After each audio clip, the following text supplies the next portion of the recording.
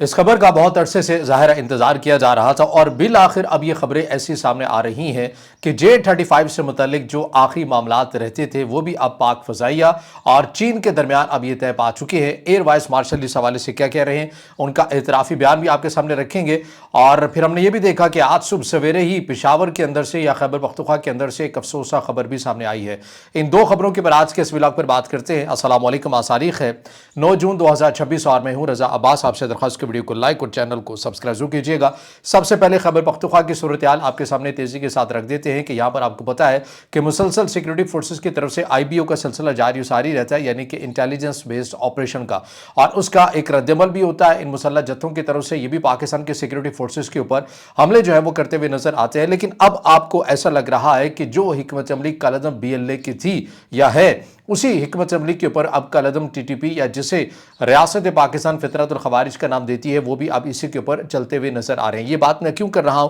یہ جو خبر ہمارے سامنے آ رہی ہے جس کو بعض اوپن انٹر سورس اکاؤنٹس رپورٹ کر رہے ہیں، یہ پوری خبر یا پوری معلومات آپ کے ساتھ شیئر کروں گا تو اس سے آپ کو اندازہ ہو جائے گا کہ میں اس حکمت عملی یا اس بیان کے اوپر میں بات کیوں کر رہا ہوں۔ تو معاملہ یہ ہے کہ بتایا جا رہا ہے کہ خیبر پختونخوا کے پشاور کوہاٹ سرحدی علاقے موسیٰ درہ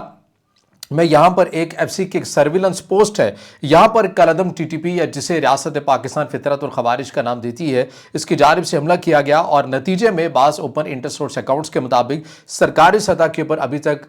کوئی سٹیٹمنٹ ہمارے سامنے نہیں ہے، نہ ہی صوبائی حکومت کی ہے، نہ ہی وفاق کی ہے، اور نہ ہی ISPR کی ہے، لیکن بعض اوپن انٹر سورس اکاؤنٹس یا دی خراسان ڈائری جیسے جو پلیٹ فارم ہے جو ان تمام تر ایونٹس کو کور کرتے ہیں، ان کی طرف سے بتایا گیا ہے کہ 6 FC اہلکار شہید ہو چکے ہیں، 3 زخمی ہیں اور 7 کو اغوا کر لیا گیا ہے۔ اب یہ جو اغوا کرنے والی حکمت عملی تھی یہ عموماً کالعدم TTP کی طرف سے اگر آتی بھی تھی تو ان افراد سے متعلق آتی تھی یا ان چھوٹے لیول کے پولیس جو کارکن تھے، سیکیورٹی اہلکار تھے، ان سے متعلق آتی تھی جن سے ذاتی طور کے پر کالعدم TTP کے کسی ایک رہنما کا سرغنہ کا کوئی ذاتی دشمنی ہوا کرتی تھی، کیونکہ آپس میں قبائل اور چیزیں ایریا تو ایک ہی ہے، تو اس کی بنیاد کے اوپر تو اٹھا لیا جاتا تھا۔ لیکن اب یہ اداروں کے اندر سے یا سرویلنس پوسٹ جیسے اس طرح کے واقعات یہاں سے اس قسم کی اغوا والی کاروائیاں کرنا، یہ کالعدم TTP کی طرف سے ہم یہ دیکھ رہے ہیں کہ کالعدم BLA کی ہو بہو حکمت عملی کو اپناتے ہوئے نظر آتے ہیں، کیونکہ یہ حکمت عملی انہی کی ہے، کیونکہ جس طرح وہ یونیورسٹی کے پروفیسرز کو اٹھاتے ہیں،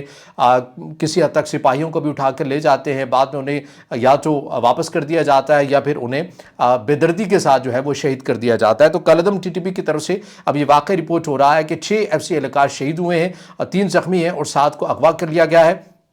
اور کالعدم TTP سے وابستہ میڈیا نے اغوا شدہ اہلکاروں کی تصاویر بھی جاری کی ہیں، اور دعویٰ یہ کیا گیا ہے کہ پوسٹ پر قبضہ کر کے اسلحہ بھی حاصل کیا گیا، اور ظاہر ان کے دعووں کے اندر کس حد تک حقیقت اور صداقت ہے ہمارے پاس کوئی پیمانہ نہیں ہے، کیونکہ ایک بیانیے کی جنگ بھی لڑ رہے ہوتے ہیں ریاست پاکستان کے خلاف، تو دعوے تو ظاہر ان کی مجبوری ہوتی ہے کہ انہوں نے بڑے بڑے ہی کرنے ہیں۔ ابھی حملہ کیسے کیا گیا؟ کالعدم TTP نے کالعدم BLA جیسی اغوا کی حکمت عملی کو اپنایا۔ دستیاب رپورٹس کے مطابق حملہ آوروں نے پوسٹ پر اچانک حملہ کیا، ممکنہ طور پر مقامی انٹیلیجنس یا سہولت کاروں کی مدد سے۔ یہ سہولت کاروں والوں کی جو معاملہ ہے یہ میں آگے چل کر آپ کے سامنے رکھتا ہوں کہ یہ بڑا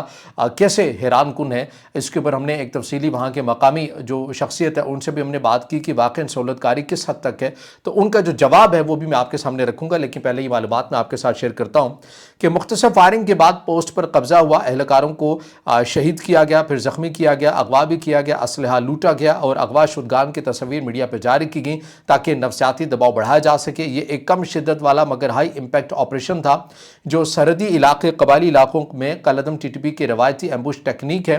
اور پھر یہ کیوں کیا گیا، اس کی وجوہات کالعدم TTP یا جسے ریاست پاکستان فطرت الخوارج کا نام دیتی ہے، ان اکاؤنٹ سے، ان کے منسلک اکاؤنٹ سے یہ بات کی گئی ہے کہ چونکہ حالیہ دنوں کے اندر افواج پاکستان کی طرف سے IBO یعنی کہ انٹیلیجنس بیسڈ آپریشن کیا گیا، اور اس میں ہمارے 3 صف اول کے کمانڈروں کو ہلاک کیا گیا، اور ہم نے ان کا یہ بدلہ لیا ہے کہ یہ جو FC کی سرویلنس پوسٹ کے پر حملہ ہم نے کیا ہے کالعدم TTP کی طرف سے، تو ان کا یہ دعویٰ ہے کہ ہم نے رد عمل کے طور کے اوپر کیا ہے، کیونکہ ہمارے 3 کمانڈرز کو افواج پاکستان کی طرف سے ہلاک کیا گیا۔ تو بہرحال اس کے بعد ایک rescue operation, search operation security اہلکاروں کا، سیکیورٹی فورسز کا شروع ہو چکا ہے اس علاقے کے اندر، اور ڈھونڈا جا رہا ہے ان عناصر کو تاکہ تلاش کیا جا سکے، اور مبینہ طور پر جو یہ دعویٰ کر رہے ہیں کہ ہم 7 FC اہلکاروں کو اپنے ساتھ لے گئے ہیں اغوا کر کے، انہیں ان کی بازیابی کے لیے اقدامات جو ہیں وہ سیکیورٹی فورسز کرتی ہوئی آپ کو نظر بھی آئیں گی۔ تو بہرحال اس سے جڑی جو اپڈیٹس ہوگی میں آپ کے سامنے رکھوں گا، لیکن یہاں پر دوسری خبر کے آغاز کرنے سے پہلے یہ جو میں نے بات کی ہے کہ سہولت کاری والے معاملے کے اوپر، आप अमूमन सुनते भी रहते हैं, हमारे लिए बड़े काबिल एहतराम है फ़िदा आदिल साहब। उनसे जब मैंने ये सवाल पूछा, क्योंकि वो इसी एरिया के अंदर तमाम तर चीज़ों को रिपोर्ट भी करते हैं, ग्राउंड के ऊपर तमाम चीज़ों को देखते हैं, तो मैंने उनसे पूछा कि वाक़ई ये मैंने कुछ ईद के ऊपर ये मनाज़िर देखे हैं वीडियोस की सूरत में कि ये जो अभी हालिया जो बड़ी ईद गुज़री है, कि ये जो कालअदम टीटीपी से वाबस्ता अफराद हैं, ये एक जगह पर बैठे हुए हैं, किसी के हुजरे में बैठे हुए हैं, किसी भी जगह में, तो इनके लिए भर भर बर्तनों के अंदर खाने पीने का सामान आ रहा है, चीज़ें आ रही हैं। तो ये कौन लोग हैं जो ऐसे अनासर की दावत करते हैं, उन्हें सहूलतकारी करते हैं, खाना पीना देते हैं? तो उनकी तरफ से कहा गया कि बदकिस्मती से ऐसे अफराद खैबर पख्तूनख्वा के अंदर मौजूद हैं जो इन अनासर की सहूलतकारी करते हैं या उन्हें रहने के लिए जगह दे देते हैं। कोई उन्हें खाना दे देता है, कोई उन्हें छुपने के लिए जगह दे देता है, कहीं पर मसाजिद मदारिस का भी वो इस्तेमाल करते हैं, किसी के हुजरे के अंदर भी चले जाते हैं, किसी के खाली घर के अंदर भी चले जाते हैं। अब जिसके घर में या जिसकी जगह का इस्तेमाल हो रहा होता है, ऐसा नहीं है कि उसको नहीं मालूम होता है कि उनके घर के अंदर या उसकी बनाई हुई मस्जिद या मदरसे के अंदर कौन है, उन्हें पता होता है। बाज़ ऐसे अनासर हैं जो डर कर इनके खौफ से खामोश हो जाते हैं, और ज़ाहिर है जब वो खामोश होते हैं तो ये भी एक किस्म की सहूलतकारी है। और बाज़ नज़रियाती तौर के पर ऐसे अफराद मौजूद हैं जो इनके नज़रिए के साथ हम आहंग है। मेरी एक मुलाकात हुई शुमाली वज़ीरिस्तान के एक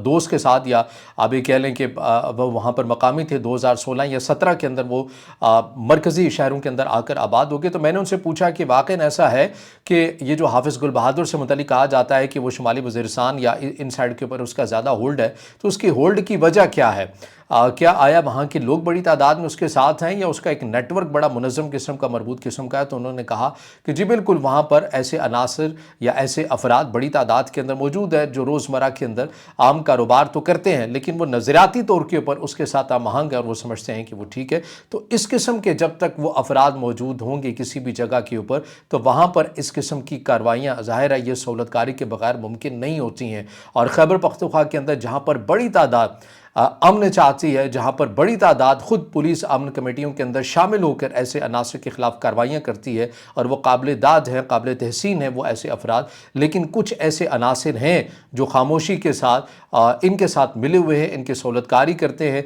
और फिर जो सूबे का अमन है उसकी जो सूरत हाल है वो मखदूशी रहती है। तो बहरहाल ये सहूलतकारी वाला जो मामला है ये हम अक्सर आपके सामने रखा करते हैं, लेकिन हालिया दिनों के अंदर कुछ हमने जो गुफ्तगू की चीज़ें की वो भी हमने आपके सामने रखी हैं। अब दूसरी खबर के ऊपर बढ़ जाते हैं कि दूसरी जो खबर है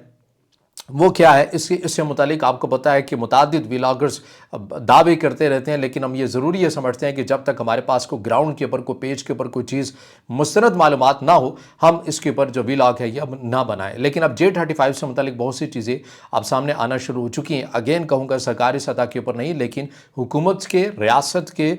से वाबस्ता जो अकाउंट समझे जाते हैं वहाँ पर J35 से मुतालिक ताज़ा तरीन जो अपडेट्स आ रही हैं वो क्या है मैं आपके सामने रखता हूँ। इसमें बताया जा रहा है कि पाकिस्तान एयरफोर्स ने J35 के लिए इब्तदाई ताउन का जो मुआहिदा है मई 2026 के अंदर किया था, और इसकी तस्दीक भी की गई थी। रिपोर्ट्स के मुताबिक मुआहिदे में तकरीबन J35 40 तैयारों के अलावा KJ-500 airborne early warning craft aircraft और इसके अलावा HQ-9 एयर डिफेंस सिस्टम शामिल है। ये पाकिस्तान और चीन के दरमियान मई 2026 के अंदर ये डील हुई थी। इसके अंदर जो अब ये एयर वाइस मार्शल हैं तारिक गाजी समेत PAF ज़राए ने इस पेशरफ की तस्दीक की है, और उन्होंने ये बताया है कि इब्तदाई पेज की जो डिलीवरी है, इब्तदाई बैच की जो डिलीवरी है ये 2027 तक मुमकिन हो सकती है। पाकिस्तान को J35 अब मिलने जा रहा है। मुतवक्के है कुछ रिपोर्ट्स 2026 के आखिर या वस्त का जिक्र भी कर रही हैं, लेकिन मजमूई तौर पर 2027 तक मुकम्मल पाकिस्तान के फ़ज़ाइया के अंदर J35 जो है ये मिल जाएंगे, और पहले 40 के करीब बताया जा रहा है कि पाकिस्तान को मिलेंगे। इसके अलावा पाकिस्तान तुर्की के साथ मिलकर कान जो उनका स्टिल्थ टेक्नोलॉजी का हामिल फाइटर जेट है उसके साथ भी मिलकर ट्रांसफ़र टेक्नोलॉजी के हवाले से काम भी कर रहा है, और उसको भी लेने की बातें करें, लेकिन थोड़ा सा उसके अंदर मुश्किलात ज़रूर आ सकती हैं, थोड़ा नहीं ज़्यादा, क्योंकि अमेरिका की तरफ से तुर्की के इस प्रोग्राम के ऊपर भी पाबंदियाँ हैं। तो अब देखना ये है कि पाकिस्तान इन पाबंदियों से ख़ुद को महफूज करते हुए कैसे ये प्रोजेक्ट या ये प्रोडक्ट जो है वो हासिल कर सकेगा, या म्यूचुअल सतह के ऊपर इसके साथ कोलैबोरेशन तुर्की के साथ कैसे कर सकेगा। हमारी एक मुलाकात हुई साबिक एयर मार्शल रहे, उनके साथ हमने उनके साथ बड़ी तफसील के साथ ऑफ द रिकॉर्ड जो गुफ्तगू हुई, तो हमने उनसे बाज़ ऐसी चीज़ें पूछी कि पाकिस्तान की फ़ज़ाइया के हवाले से। तो उन्होंने कहा कि 90s के अंदर जो पाकिस्तान की फ़ज़ाइया के अंदर एक टर्न आया, उसने पाकिस्तान की फ़ज़ाइया को आज इस जगह के ऊपर पहुंचाया है कि हम इस काबिल हो सके हैं कि हम बड़े से बड़े दुश्मन का बड़ी आसानी के साथ मुकाबला भी कर सकते हैं और हमारी जो फ़ज़ाइया है वो ताकतवर भी हुई है। अब ये 90s के अंदर हुआ क्या कि ज़ाहिर है ये एक ऐसा वक्त था कि पाकिस्तान के ऊपर आहिस्ता आहिस्ता ही सही लेकिन पाबंदियाँ लग रही थी और पाकिस्तान के पास इस हद तक वसाइल भी नहीं थे कि वो अपने जो फाइटर जेट है किसी दूसरे मुल्क के साथ या वेस्टर्न ममालिक से उनकी बड़ी बड़ी जो प्रोडक्ट्स हैं या जो फाइटर जेट हैं इंतहाई महंगे थे वो ख़रीद सकें और ना ही पाक फ़ज़ाइया का ऐसा जो है वो बजट था। तो उस वक्त पाकिस्तान की तरफ से पाकिस्तान के फैसला साजों ने ये पॉलिसी अपनाई थी कि अब हम जो भी प्रोडक्ट लेंगे अब हम कोलैबोरेशन की तरफ जाएंगे, यानी कि मिलकर बनाएंगे ताकि हम खुद को अपने जो इंजीनियर्स हैं उनको भी ट्रेन कर सकें। अब हम देखें कि 90s के अंदर खाली पाकिस्तान ने फैसला नहीं किया था, ये इंडियन की तरफ से भी फैसला किया गया था, ये इजराइल की तरफ से भी फैसला किया गया था, ये पाकिस्तान ने भी फैसला किया था और किसी हद तक ये ईरान ने भी फैसला किया था। लेकिन उसके बाद हमने देखा कि ईरान इस मैदान में आगे नहीं बढ़ सका, इंडिया इस मैदान के अंदर आगे नहीं बढ़ सका, इजराइल इस मैदान के अंदर उस तरह से आगे नहीं बढ़ सका। पाकिस्तान बहरहाल आगे बढ़ा और कोलैबोरेशन की हद तक आपने देखा कि हमने चाइना और पाकिस्तान ने मिलकर किस तरह से अपनी जो प्रोडक्ट्स हैं JF-17 के वाले से वो बनाया है और फिर दीगर फाइटर जेट। इसी तरह पाकिस्तान का अब ये फार्मूला ही है कि कान फाइटर जेट हो या J-35 हो, अब ये म्यूचुअल कोलैबोरेशन के साथ करना है और मकसद ये है कि अपनी मैन पावर्स और इंजीनियर्स को ट्रेन करना है ताकि वो मुस्तकबिल के अंदर वो खुद भी इस टेक्नोलॉजी के ऊपर गिरफ्त कर सकें और उसको वो बना सकें। और इसी फार्मूले के तहत पाकिस्तान की जो फ़ज़ाइया है वो आगे बढ़ती हुई नज़र आती है। तो उनकी तरफ से एक और बात भी जो की गई वो बड़ी इंटरेस्टिंग थी कि 2011-12 के वक्त आपको पता है कि कामरा एयरबेस के अंदर जब एक हमला हुआ पाकिस्तान पर, तो पाकिस्तान के जो अवैक्स सैयारे थे ये सैब स्वीडन से जो लिए गए थे, इन्हें बड़े पैमाने के ऊपर नुकसान हुआ और अब इसकी मरम्मत के लिए जब उसी कंपनी से रुजू किया गया तो उन्होंने $1.2 बिलियन का बजट पाकिस्तान को दिया, $1.2 बिलियन का। अब पाकिस्तान के पास, पाकिस्तान के इस इदारे फ़ज़ाइया के पास तो इतने पैसे नहीं थे, लेकिन बहरहाल अब ये सोच विचार शुरू थी कि पाकिस्तान को ये चाहिए भी, क्योंकि एक कलीदी किरदार अदा करते हैं किसी भी जंग के अंदर, पाकिस्तान को ये हासिल करना थे। तो उस वक्त जो एयरफोर्स के अंदर नए जो जवान आए थे उनकी तरफ से इस जोश और वलवले का इज़हार किया गया कि बजाय कि हम किसी के ऊपर इंतज़ार करें या स्वीडन से कहें कि वो इसकी मरम्मत करके दें, हम इसको खुद कोशिश करते हैं। तो वाकई ये हैरान कुन था कि खुद कैसे की जाएगी, लेकिन बहरहाल जो नया आने वाला बैच था उसने ये कर दिखाया। 3 से 3.5 साल के अंदर ये जो तैयारे थे साहब, इन्हें मकामी सतह के ऊपर पाकिस्तान ने खुद, पाकिस्तान की नई एयरफोर्स के अंदर जो इंडक होने वाले जो जवान थे उन्होंने इनको ट्रेन किया, खुद इसके अंदर किया। और जहाँ पर $1.2 बिलियन का जो बजट में रहा था तो 100 मिलियन के अंदर ये जो मरम्मत है ये की गई साहब की। और फिर क्लियरेंस सर्टिफिकेट के हवाले से स्वीडन की तरफ से या स्वीडन की इस कंपनी की तरफ से मुश्किलात थी, लेकिन बहरहाल पाकिस्तान ने उसका भी एक हल जो है वो निकाल लिया। तो पाकिस्तान की फ़ज़ाइया ने इस तरह से खुद का जो लोहा है वो मनवाया है और ख़ुद बजाय कि किसी के ऊपर ज़्यादा इन्हिसार करे, ज़्यादा से ज़्यादा खुद चीज़ों को सीखा है और उसको फिर इम्प्लीमेंट भी किया है। तो बहरहाल ये J-35 से मुतालिक एक चीज़ अगर ये 2027 तक भी पाकिस्तान के एयरफोर्स का हिस्सा बन जाते हैं तो ज़ाहिर है चीन के बाद इस रीजन के अंदर ये पाकिस्तान ही के पास होंगे और भारत दूर दूर तक अभी ये टेक्नोलॉजी हासिल नहीं कर सकता, माँ सिवाय इसके कि वो तेज़ी के साथ किसी के साथ ख़रीदेगा ही या रशिया से वो ख़रीद सकता है। F-35 से मुतालिक तो वैसे ही भारत का एक अलग मौक़िफ़ है कि वो हमें नहीं लेने चाहिए, अब रशिया से लेता है या नहीं लेता, लेकिन ज़ाहिर है जब पाकिस्तान की फ़ज़ाइया के अंदर ये टेक्नोलॉजी ये J-35 आ जाएंगे तो ज़ाहिर है एक नफसियाती सतह का जो है वो भारत के ऊपर बरकरार रहेगा और वो मुतबादिल के ऊपर तेज़ी के साथ भी जाएगा, इसमें भी कोई दो राय नहीं है। तो ये 2 से 3 खबरें थी डेवलपर्स से आपके सामने रखी हैं। अब इससे जुड़ा आपका कोई सवाल हो या राय तो ज़रूर कमेंट में ज़ाहिर ख्याल कीजिएगा, वीडियो को लाइक कीजिएगा, दोस्तों के साथ शेयर कीजिएगा और इस चैनल को ज़्यादा से ज़्यादा सब्सक्राइब भी।